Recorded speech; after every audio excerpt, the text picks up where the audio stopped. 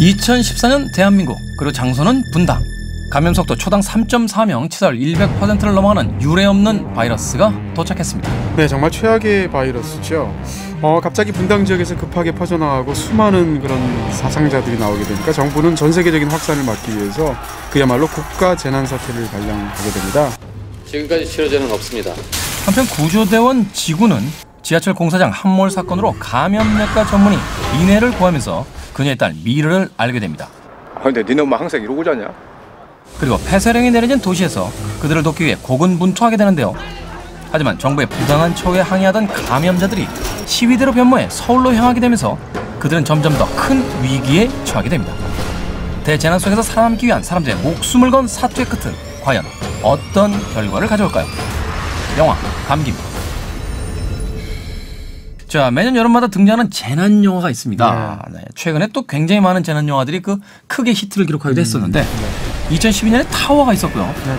또 연갓이라는 작품이 있었죠. 그리고 2009년에는 해운대가 있었습니다. 그렇습니다. 더군다나 이 감기 같은 작품은 애초에 그 구제역 살처분 사건들이 있었지 않습니까? 그렇죠. 근데 굉장히 끔찍한 사건들이었죠. 근데 그 사건에서 애초에 착상된 영화라고 제가 얘기를 들었거든요. 그런 만큼 어떻게 보면 현실에 굉장히 단단히 기반을 가지고 있고 거기서 착상된 굉장히 한국적인 재난 영화들이라고 할 수가 있겠습니다. 연가시도 그랬고요. 바로 이런 어떤 현실적인 공포를 어떤 폐쇄된 공간 속에서 다루는데 가장 유능한 감독 중에 한 명이 바로 김성수 감독인 것 같아요. 무사에서 등장했던 해안 토성에서 어떤 고립된 전투라든지 이런 분위기 속에서 일정 정도 좀 다뤄봤던. 그렇습니다. 김성수 감독은 90년대 청춘 영화를 풍미하신 분이죠. 그래서 대표적으로 90년대 청춘 영화 중에 제일 유명한 영화인 비트 같은 작품. 그리고 태양은 없다. 태양은 없다. 이런 작품들인데 이번에는 이제 재난 영화로 돌아온 거죠. 근데 어쨌건 이런 블록버스터 영화가 제목이 감기다. 그럼 너무 약한 게 아니냐. 사람들이 이렇게 생각하는데. 저는 사실 그 장혁 씨와 수혜 씨가 등장하지 않은 그 티저 포스터의 감기라는 제목만 보고 인디 영화인 줄 알았어요. 하다못해 앞에 죽음의 감기라든지. 전혀 없죠. 감기. 근데 영화를 보면 그게 오히려 리얼하다는 생각도 듭니다. 왜냐하면 감기라는 건 세상에서 가장 흔한 질병이거든요. 버스 안이라든지 혹은 시장에 물건을 사러 가서라든지 혹은 결혼식장 같은 데서 콜록콜록 할 때 그것이 이제 침이 튀면서 바이러스가 감염되는 장면을 슬로우 모션으로 굉장히 강조해서 몽타주로 보여주죠, 영화가. 사람이랑 절대 접촉하면 안 돼요. 물 만지면서도 안 되고요. 감기의 가장 큰 장점 중에 하나라면 굉장히 현실적인 공포를 안겨준다는 것인데 영화를 보다 보면 정말 저런 일이 우리나라에 생기면 어떨까를 자꾸 상상하게 한다는 거죠. 현실적으로 우리가 굉장히 친숙하게 느끼고 있는 공간이기 때문에 굉장히 더 큰 공포가 있는 것 같아요. 그렇습니다. 일단 분당, 탄천, 하트 등등 실제 지명이나 고유명사가 흔히 등장합니다. 제일 뭐라 그럴까 너무 인상적인 장면이 있어요.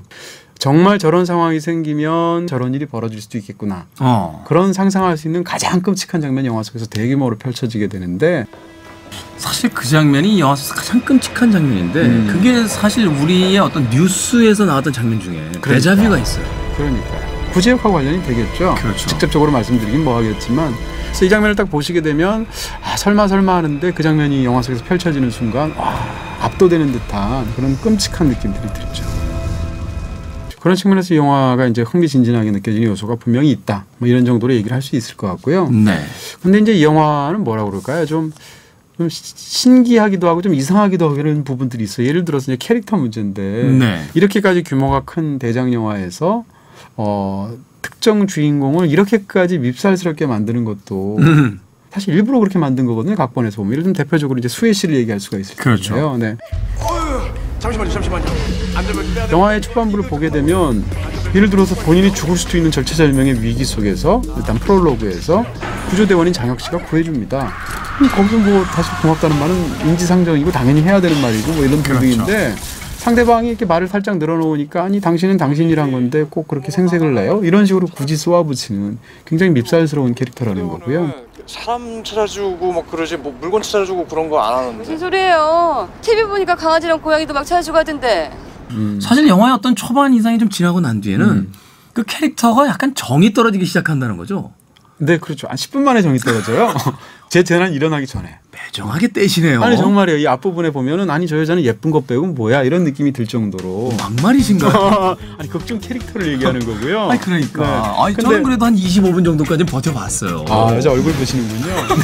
근데 찾는다. 누가요? 오늘 낮에 도움받은 사람이라는 거 보니까 아까 그 여자 같은데. 장혁 씨가 연기하는 지구라는 캐릭터 좀 이상합니다.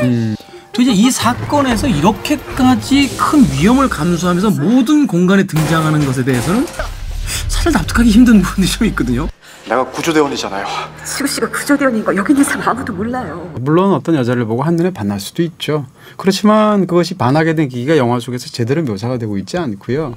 그리고 나서 이제 엄청난 일이 벌어졌을 때 심지어는 자기가 대신 죽을 수 있는 결정까지 내리게 되거든요. 네. 누가 2066입니까?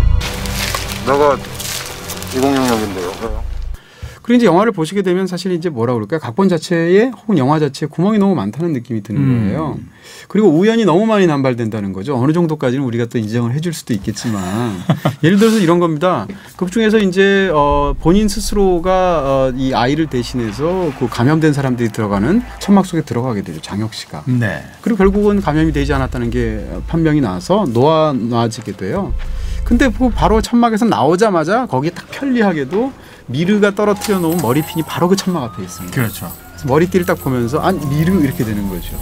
마치 헨델과 그레텔에서 그 빵가루를 뿌려놓고 간 듯한 정확하게 그 동선을 찾아가는.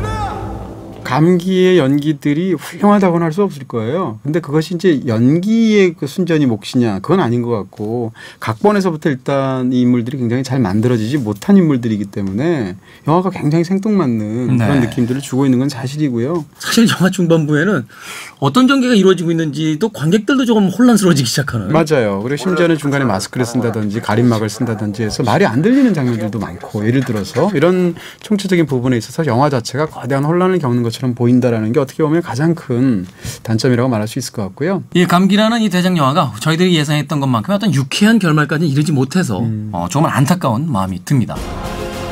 자, 그렇다면 영화 감기의 별점과 한 줄 정리 만나봅니다. 이 영화에 대한 별점은 2개입니다. 2개요? 네네. 혼란스러운 상황을 산만하고 혼란스럽게 담아낸다. 여름철 무더위에 감기는 없었다. 굉장히 센데요. 제가 원래 잘 안 걸려요. 건강하시라는 얘기군요.